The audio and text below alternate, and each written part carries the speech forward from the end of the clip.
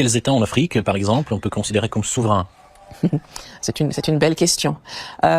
Aujourd'hui, c'est difficile de dire qu'il y a des États souverains. Peut-être l'Éthiopie, peut-être.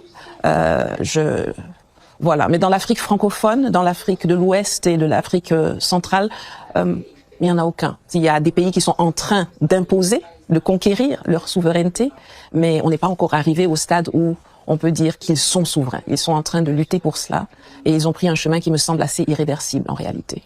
Pourquoi d'ailleurs? Parce que aujourd'hui, on voit que ce combat est porté par les peuples.